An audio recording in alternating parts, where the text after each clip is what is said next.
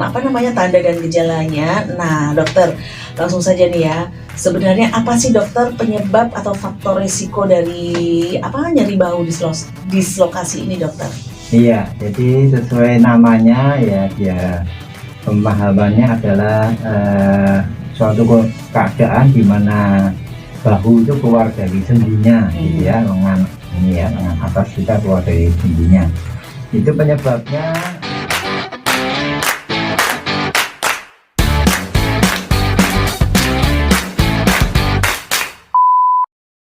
Langsung saja nih dokter, bagaimana pengelolaan medisnya nih dok? Oh ya, baik ya.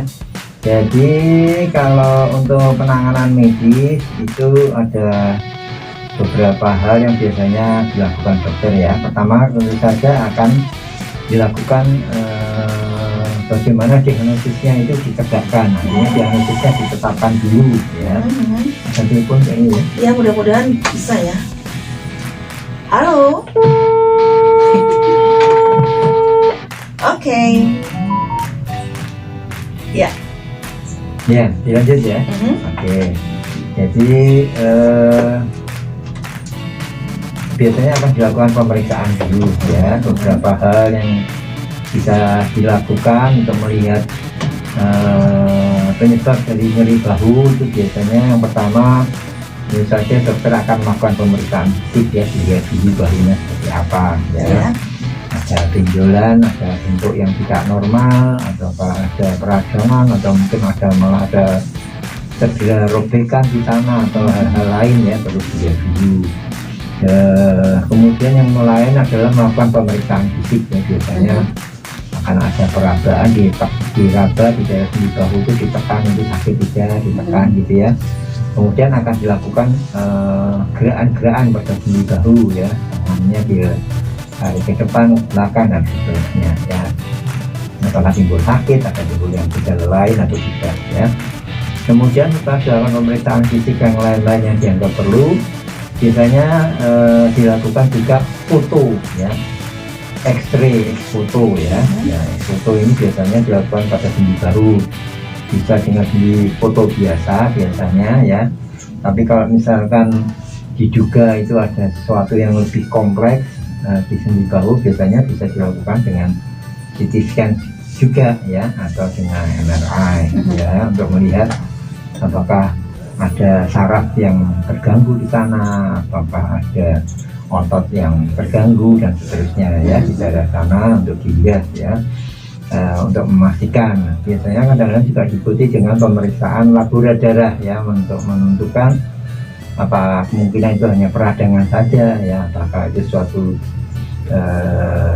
gejala rematik ya. Jadi biasanya darahnya juga akan dicek dulu. Jadi pemeriksaan laboratorium darah biasanya juga akan dilakukan untuk melihat secara menyeluruh penyebab-penyebab yang mungkin mengakibatkan nyeri pada bahu ya. Biasanya kalau memang itu karena dislokasi, dengan foto, X-foto, X-ray itu biasanya akan kelihatan dia sendinya sudah tidak pada lokasi seharusnya ya, dia akan bergeser ya dari tempatnya seperti itu. Nah, setelah dilakukan pemeriksaan maka baru ditetapkan, oh ini nyeri bahu dislokasi misalkan gitu ya. Jadi dengan demikian maka baru akan dilakukan tindakan medis atau pengobatan yang dilakukan oleh dokter berkaitan dengan sakit atau diagnosa dari sakit bahunya. Kalau memang itu terjadi dislokasi bahu ya, biasanya yang paling sering tentu saja biasanya akan ada diberi obat ya, obat anti nyeri ya. Yang kedua, kalau memang itu geser sedikit ya, biasanya bisa dilakukan dibetulkan ya, reposisi namanya ya, reposisi tertutup. Jadi reposisi tertutup itu ya, tangannya dilakukan manuver ya, tangannya dilakukan gerakan-gerakan tertentu agar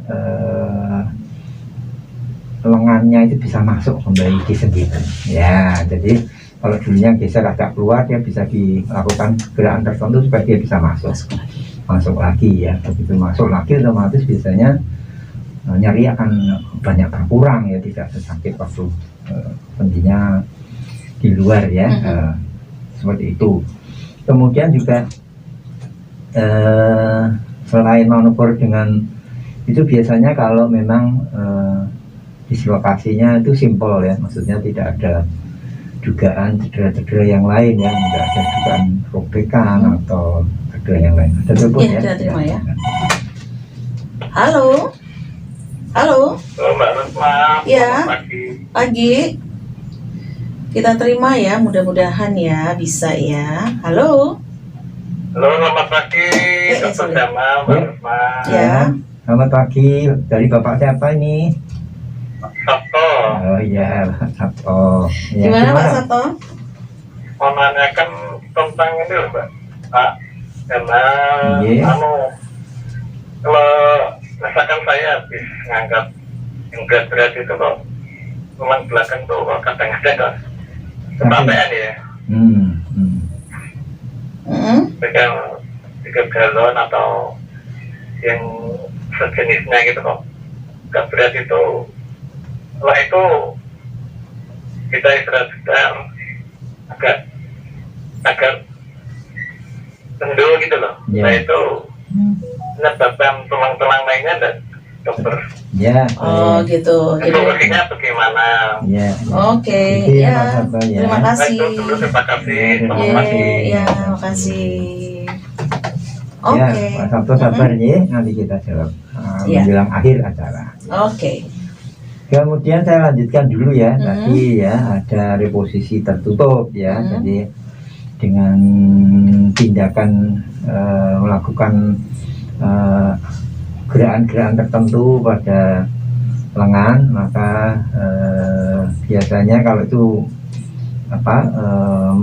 dislokasinya simple ya, tidak terlalu berat atau mungkin parsial saja, ya akan bisa masuk ke dalam sendinya kembali dan bisa digerakkan langsung gitu ya, jadi seperti itu. Nah, yang kedua kalau misalkan ternyata diduga dislokasinya agak parah ya, misalkan karena kecelakaan lalu lintas ya sampai ada luka, atau diduga juga ada selain tulangnya itu lepas dari sendi, diduga juga ada tulang yang patah. Ya, sendi lengan kita itu kan memanjang ya dari sendi bahu sampai ke siku kan. Nah, jadi kalau diduga ada yang patah itu biasanya tidak bisa dengan reposisi tertutup ya, jadi dengan kondisi tanpa operasi, jadi harus dioperasi, biasanya dibuka untuk supaya posisinya yang meleset itu bisa dikembalikan, dan tulang yang patah biasanya dipasang plat gitu ya, dipasang plat besi begitu supaya dia tidak kembali pada posisinya dan tidak berubah-ubah posisinya, karena tulang yang patah itu kalau digerak-gerakkan pasti sakit sekali ya, jadi gitu ya. Ceklik aja sakit ya Dok? Ya, kemudian yang lain juga biasanya kalau diduga itu sendinya dislokasi karena yang parsial tadi dan sudah kembali ke posisi semula ya, biasanya untuk beberapa hari ke depan setelahnya, biasanya beberapa minggu begitu, diberi sprint atau sling ya, nanti penggantung dari lengan. Jadi lengan biasanya yang bahunya lepas tadi akan digantung dulu ya pakai penggantung, mungkin kita semua sudah tahu ya, mitela istilahnya, penggantung yang simpel tuh, walaupun ada juga yang alat-alat khusus yang digunakan untuk menggantung lengan ya, seperti itu. Nah ini sprint atau slingnya ini biasanya akan menyesuaikan dari kondisi dari si pasien ya, jadi digantung untuk beberapa saat, memang diusahakan jangan terlalu banyak bergerak dulu biar radangnya biar hilang ya, jadi seperti itu. Kemudian juga biasanya untuk penanganannya, biasanya kalau itu sudah baik dan sudah diberi arm sling, tangannya sudah digantung terus sementara diistirahatkan, juga biasanya dilakukan terapi rehabilitasi medik ya, biasanya ke dokter spesialis kedokteran fisik dan rehabilitasi. Beberapa kasus saya jumpai hal seperti itu ya, jadi biasanya akan dilakukan program fisioterapi ya untuk mengatasi nyeri yang tersisa, mungkin ada radang, ada otot yang nyeri bila digerakkan, kaku gerak dan seterusnya, itu harus diatasi dengan fisioterapi biasanya.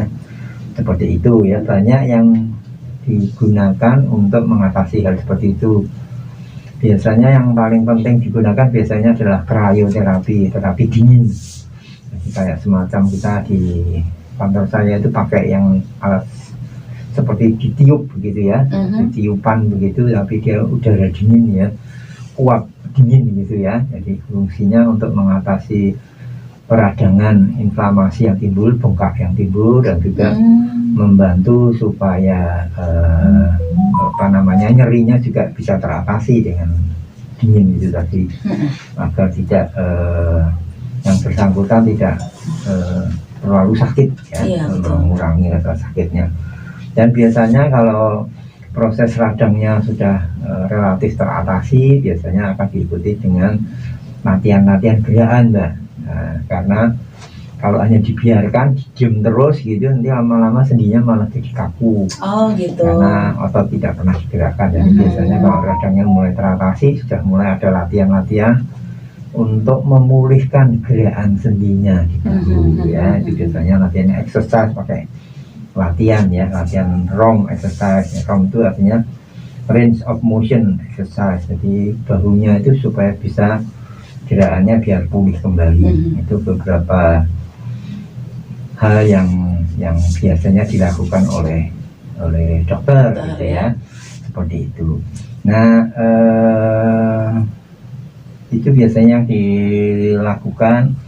Jadi memang diperlukan tindakan yang sesuai dengan kondisi penyebab dari nyeri bahu ya. Kalau ini dalam hal ini dislokasi ya, memang yang paling penting adalah mengembalikan lengan tadi pada sendi bahunya ya, pada yang semestinya. Iya. Ya gitu Mbak. Nah dokter, tipsnya nih dokter, tips pencegahannya agar tidak terulang lagi. Soalnya kadang-kadang ada orang yang pengen lagi ya dok ya. Itu ya, masa ada yang pengen ya? Enggak sih, maksudnya supaya nggak terulang lagi loh dokter. Jadi mereka tuh bisa tahu gitu loh dok. Gimana dokter?